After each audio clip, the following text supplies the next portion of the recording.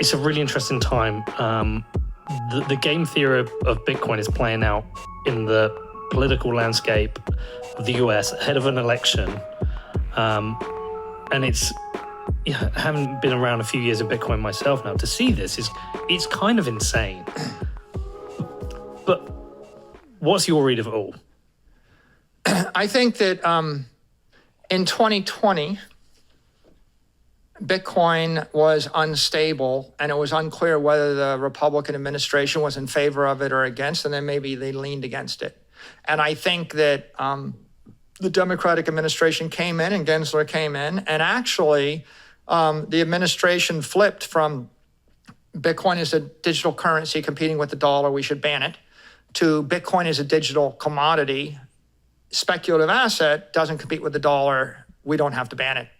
So the first contribution of Gensler was to actually legitimize it as a digital asset and a digital commodity. I think that Gensler, respects Satoshi, believes in the vision of Bitcoin, always did. We know that. I've listened to all of his lectures at MIT. So he came in as a digital commodity. What happened next is Gensler then established the principle, the proof of work is superior to proof of stake. And so I'm going to lay out the positives, the contributions Gensler's made. He legitimized Bitcoin as a digital commodity. He showed the world how you create something decentralized. He pointed out Satoshi, and the Immaculate Conception is the right principle. He pointed out that staking is probably an investment contract, and he explained why going to proof of stake is not a good idea. Then he was very hyper-conservative in normalizing Bitcoin in the ecosystem, holding back for a while. Eventually, right, we have to go all the way to 2024 January before we get the approval of the spot ETFs for Bitcoin.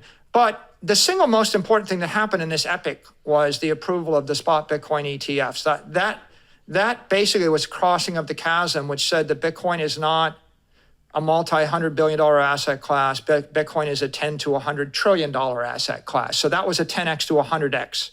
And so we got that from this regime. But I think in the meantime, the SEC has basically been very, very obstructionist, and at war with the entire crypto industry, and we know that, right? Suing all the crypto exchanges, suing a lot of the entrepreneurs, and what we didn't get, right? We got a very passive, what is the word? Like a minimalist embracing of Bitcoin by the CEO, very reluctant under protest, embracing. And then there were a couple things that happened that were triggers.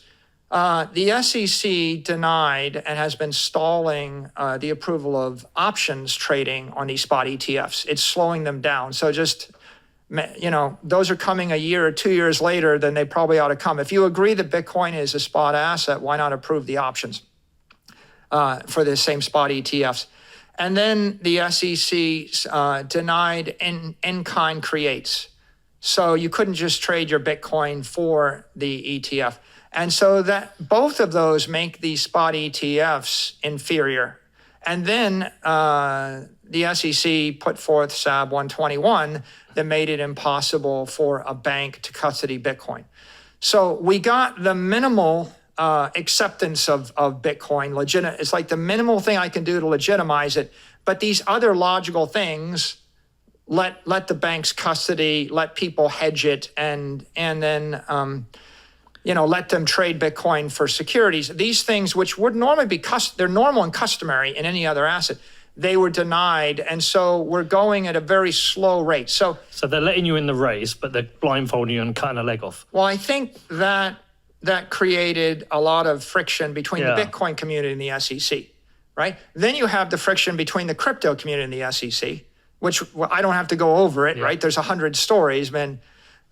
And that was exacerbated by the fact that over the course of 4 years, the SEC never put forth a digital assets framework, right? So you've got an entire industry, and for it to live, it needs you need a way to establish a digital commodity versus a digital security versus a digital exchange versus a digital currency. And the position of the regulator in this case was, I'm not giving you any framework, and the implication is you guys all have to just roll over and die. So how do you tell 400 million people that support an industry and the entire industry that they all just have to cease operating, right? And so that's a very obstructionist view, like a non-constructive view toward the crypto industry. And then I think the third thing that happened here is we had a lot of banks. There are rumors in the market that there were banks that spent $100 million or more to get ready to do Bitcoin custody. Okay, so you have a bunch of banks spending money, they're ready to do it, and then SAB 121 is just capriciously denying them of the ability to do it without explanation. Okay, and that brought the SAB 129 debate because, SAB 121 means Wall Street, the banking law, the bankers, the crypto lobby, and the Bitcoin lobby, all four of those constituencies all side together on the same issue. So that being the case, the SAB 121 repeal comes up, and then the position of the administration is we're proactively going to veto it.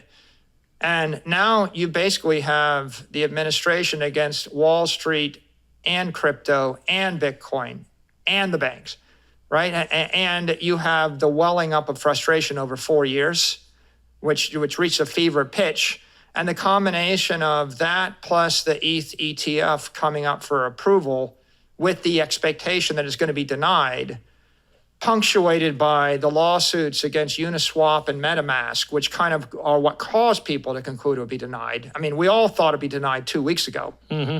I thought it would be denied. The entire consensus, even the Ethereans thought it'd be denied. So that brings everything to a head. The bill goes to the House, it passes, then it moves into the Senate and it passes. That's a shocker.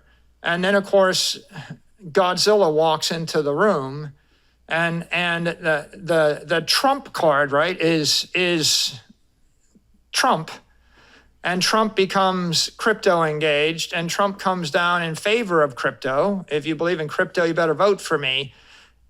And then the next thing you see is the polls flip, and the Republican frontrunner is ahead of the incumbent, right? And when Trump flips Biden in the polls, now you see the entire Democratic Party flip. And so I think in the past few days, this literally happened over the weekend, I think. This weekend, I think you saw the political wind change direction. This became a political issue. And the strategists think, wait a minute, 80 million people with a Coinbase account or 80 million Americans with crypto and a big crypto lobby, and we're going to be on the wrong side of this. There is no one that's going to vote for you because you're anti-crypto or anti-Bitcoin. No, there are no votes. There is an army of people that will vote against you. So I think the White House changed policies. The Democratic Party changed policies. The signal of that was Chuck Schumer in the Senate voting in favor of the repeal of SAB 121. And you can see why he might. Basically, Wall Street's adopted crypto. Wall Street's adopted Bitcoin. They want to custody it. They want to securitize it. And the crypto industry is just fed up. I mean, they've had enough. And, it's like, I think Sun Tzu says, you've got your enemy cornered, leave them with an escape. Okay, I think that the regulators overplayed their hand in this regard, or a regulator overplayed their hand. If you basically got an industry that represents 80 million Americans and their only option is to fight you or die, it's a battle to the death, right? That's a very difficult fight. You polarized it. So I think that the dam burst this weekend. Monday morning, the policy of the administration flipped, and now I think they realize that they're best to accommodate, give Wall Street what it wants, give the banks what they want. I think there's a lot of details yet to be figured out, like what will happen next. but all of the signals in the market suggest that the Republicans will be violently pro-crypto, pro-Bitcoin, and the existing administration, the Democrats, will move to accommodate Reluctantly pro Bitcoin. They will move to accommodate and stop taking such an obstinate position